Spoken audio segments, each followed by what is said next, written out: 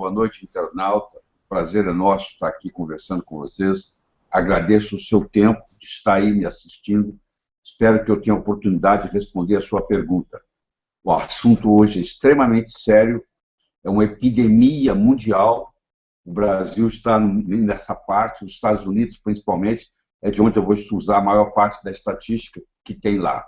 Nós vamos conversar sobre uma nova doença, que a Organização Mundial de Saúde chamou de diabesidade. É aquela pessoa que é obesa e diabética. Diabesidade. Diabetes e obesidade. Então, é a doença que mais cresce no mundo, a diabesidade. E, além do problema médico per se, isso causa um problema econômico enorme nos países. E eu vou mostrar para você aqui que a diabesidade é uma doença curável. Só que não se cura com remédio, porque ela é uma doença nutricional. Ela é devida à nossa nutrição. Nos últimos 20 mil anos, os cientistas detectaram que não houve nenhuma mudança no nosso genoma, no nosso DNA. Mas houve uma grande mudança na alimentação. E, com isso, advém uma série de doenças. Uma delas sendo a diabesidade. A obesidade mais o diabetes. O Brasil, 40% dos brasileiros adultos têm sobrepeso. Pesam mais do que deveriam. O índice de massa corpórea, que nós vamos discutir em detalhes depois, é acima de 25, mostrando que 40% dos brasileiros são sobrepeso, estão acima do peso. Mas eu gostaria de começar com uma metáfora. Você sabe que a Terra gira em volta dela mesma. A circunferência do Equador é em torno de 40 mil quilômetros. A cada 24 horas, a Terra faz um giro. Ela está mais ou menos numa velocidade de 1.675 quilômetros por hora. Além disso, ela roda em volta do Sol, é o chamado movimento de translação. Ela faz isso em 365 dias e 6 horas, a uma velocidade de 107 mil quilômetros por hora. Sem contar que a galáxia láctea, onde nós vivemos, onde está o sistema solar, ela se desloca a uma velocidade de mais ou menos 810 mil quilômetros por hora. Então, se você somar isso tudo, nós estamos a mais de 918 mil quilômetros em velocidade, girando no espaço. Mas você tem a percepção que você está parado, não é verdade? Apesar de você estar indo numa velocidade de quase 1 milhão de quilômetros por hora. Tá? Você tem a sensação que você está parado. Isso chama percepção. A percepção é que nós estamos parados. Nós ainda não nos demos conta, não estamos percebendo que o sistema nutricional nos ensinado nos últimos 40, 50 anos está nos levando à doença. E isso precisa ser reestruturado. Então, essa aula aqui, ela vai mais ou menos na contramão do que você está acostumado a escutar. Porque a alimentação que é indicada aí não está funcionando. Se você busca os Estados Unidos, que tem estatística, 1/3 dos americanos é obeso. 1/3 dos americanos tem sobrepeso. Então, só 1/3 dos americanos são, desse ponto de vista, saudáveis. 25% das pessoas americanas entre 65 e 74 anos são diabéticos. 25% dos adolescentes americanos obesos são diabéticos. Então, o que está acontecendo? O que está acontecendo é que, com a alimentação errada que nós temos, isso criou um problema, e esse problema está cada vez mais volumoso, e a esperança errada é de que isso vai poder resolver com remédio. Porque você que é diabético, você está na expectativa de que o desenvolvimento científico, médico, vai trazer um remédio que você vai tomar uma pílula e está resolvido o seu problema. E não é assim. Por outro lado, você que é diabético, se você cair a ficha para você, se você tiver a percepção de que é um problema nutricional e você mudar a sua nutrição, você cura o seu diabetes. Eles fizeram um estudo na Austrália, Eles pegaram um grupo de aborígenas, que são os índios da Austrália, são chamados aborígenas, pegaram descendentes de aborígenas, que moravam na periferia de Sydney, na Austrália. Pegaram um grupo desses aborígenas, levaram eles de volta para a floresta, e por 3 semanas, 21 dias, eles tinham que comer a comida dos seus ancestrais. Comida de índio não tem açúcar. Isso não existe. Então, eles foram obrigados a comer sem açúcar, sem carboidrato, o que os ancestrais comiam, que ainda se encontra nas florestas da Austrália, pessoas ingerindo comida que ingeriam há 20 mil anos atrás. E em 3 semanas, a glicemia desses indivíduos, ou seja, a glicose no sangue, normalizou. Boa notícia para você, né? Agora, se você quer resolver isso no seu caso, você tem que se propor a mudar a sua alimentação. Você vai aprender aqui comigo, você tem que diminuir substancialmente a ingesta de carboidratos. Mas antes de chegar lá, nós vamos gostaria de conversar um pouquinho com você sobre como tudo isso acontece. Nós temos um órgão chamado pâncreas, um órgão chamado tireoide e 2 órgãos chamados adrenais, antigamente chamados de suprarrenais. Esses órgãos, a tireoide, o pâncreas e as adrenais, eles funcionam como se fosse um órgão só. Eles funcionam, o chamado de uníssono. Eles funcionam em uníssono. É igual um jogo de xadrez. Você mexe no peão, você não mexeu só no peão, você mexeu no jogo inteiro. Aqui é a mesma coisa. Se eu tiver um problema tiroidiano, se eu tiver um problema pancreático, se eu tiver um problema adrenal, um interfere no outro. Essa tríade, pâncreas, adrenais, tireoide, é conhecido com o nome de tríade 1, que é a porta de entrada das doenças.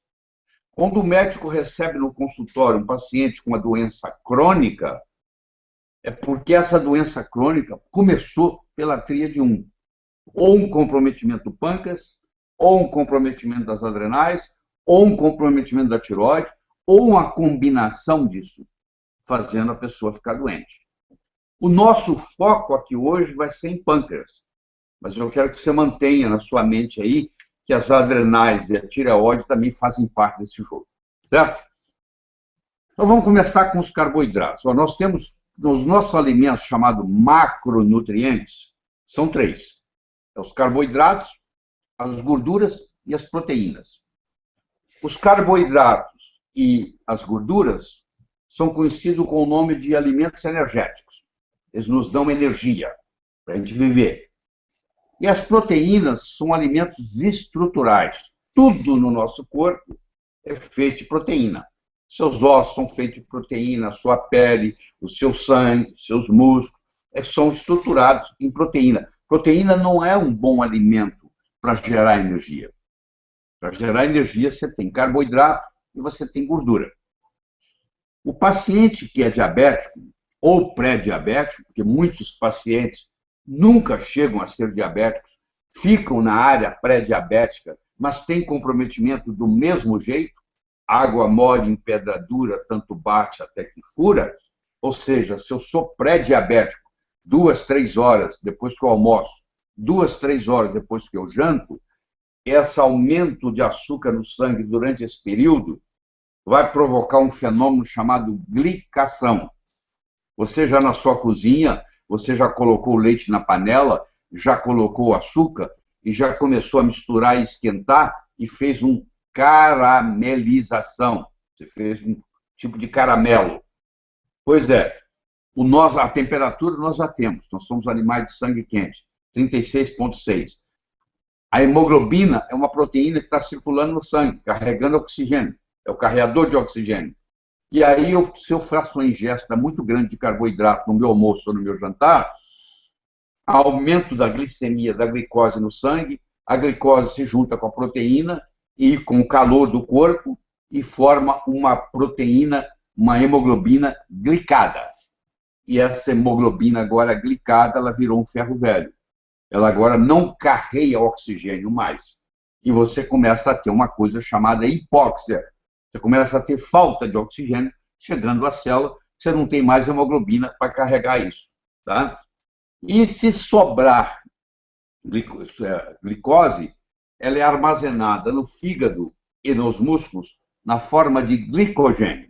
Então, e nesse processo, quando você ingere a glicose, você tem que fazer uso da insulina, que é o grande vilão da história aqui hoje. É a insulina. O problema não é a glicose aumentada, não é o açúcar aumentado no sangue. É que o açúcar aumentado no sangue aumenta a insulina. A insulina aumentada cria resistência. Vou fazer uma analogia para você. Se tem um barulho que está te incomodando, mas se esse barulho ficar lá o dia inteiro, no final do dia você já não escuta ele mais. Você cancela ele da sua cabeça. Se algo estiver te incomodando o tempo todo, chega uma hora que você se desliga daquilo. Se a insulina tem que aumentar porque você está ingerindo muito açúcar, muito carboidrato, essa insulina vai batendo no receptor dela e vai criando uma coisa chamada resistência insulínica, que é a causa do problema do diabético. O problema do diabético não é a glicemia, é a resistência insulínica.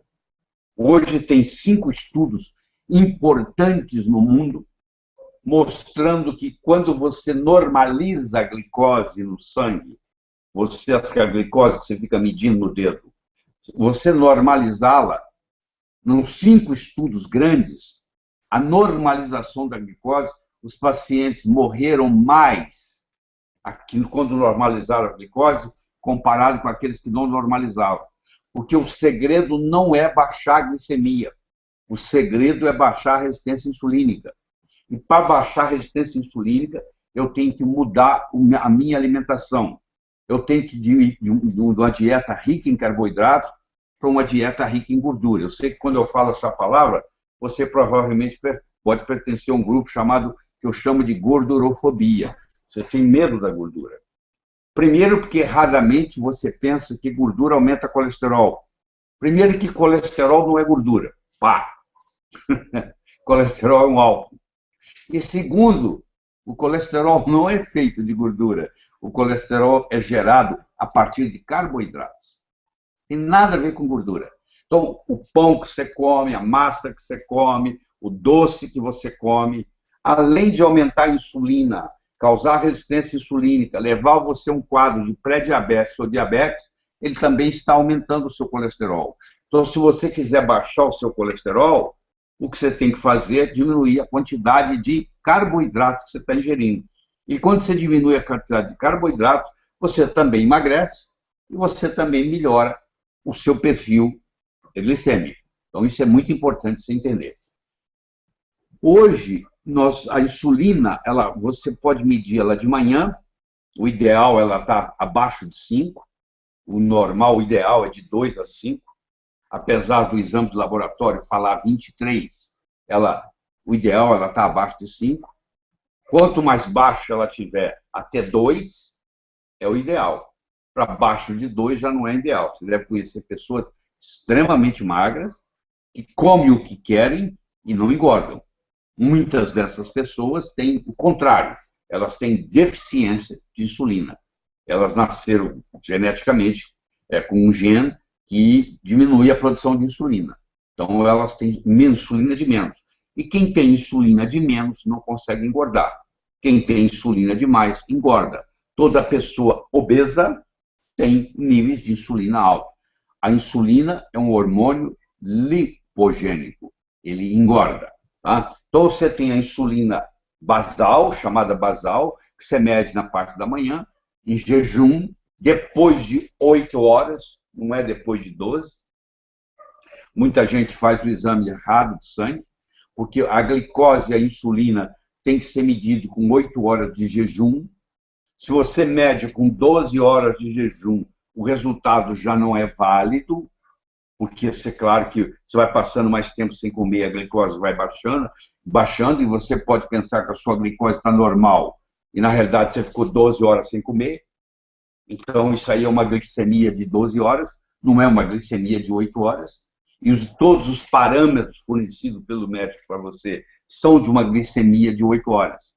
Então, a próxima vez que você for medir a sua glicose no sangue e a sua insulina no sangue, você tem que fazê-lo, levando em consideração 8 horas.